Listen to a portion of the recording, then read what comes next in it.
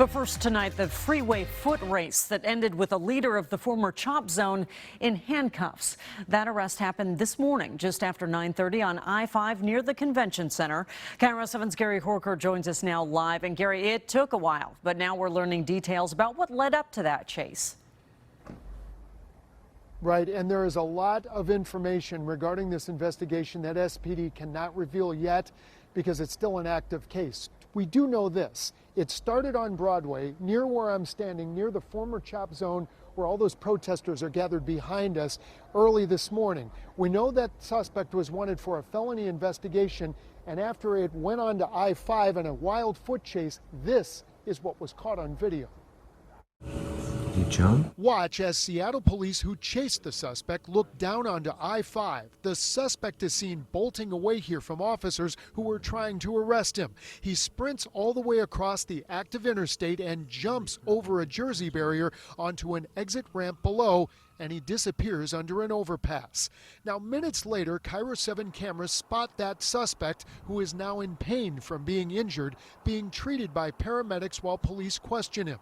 Nearby, an abandoned Nissan Pathfinder police say was stolen appeared to have crashed in traffic, allegedly being driven by this same suspect who became a very familiar face during the 22-day CHOP protest. We're holding a precinct down. We're holding a precinct hostage. Sources tell KIRO 7 the 21-year-old man was well known as a leader within the CHOP movement. You guys are all standing in this space right now. He was invited to represent CHOP in a closed-door negotiation with Seattle's Mayor Jenny Durkin last week. Like, look at him. Like, you cannot be here. You cannot be here. Well, I'm going to be here. On Monday, police reform activist Andre Taylor was confronted by River. As long as your mouth is shut, I don't care. As long as your mouth is shut, be here. You ain't from here. Then you're not even going to have a peaceful. You're not going to talk on no camera peacefully then. Then the camera's going to catch us talking like this. Security stepped in and kept it from getting worse, but River was heard telling Taylor to leave. Nobody run up on you, partner. Now, KIRO 7 is not naming the suspect because he has not been charged, but police say he was wanted for a felony involving stolen property. They say the chase began very close to where the CHOP zone was cleared by officers yesterday after protesters ran the place for 3 weeks.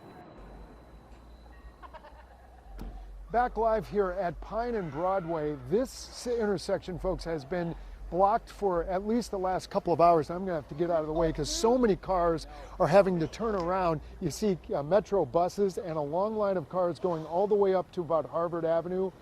This is a bad situation right now because even ambulances haven't been able to get through. Now, regarding the case that you just saw, we understand that he is being held without bail on investigation of felony theft. We should know more in the coming days, but as this continues, there's going to be a lot more court cases, and we'll keep it apprised for you. Live for now from the protest zone atop Capitol Hill, I'm Gary Horcher, KIRO 7 News.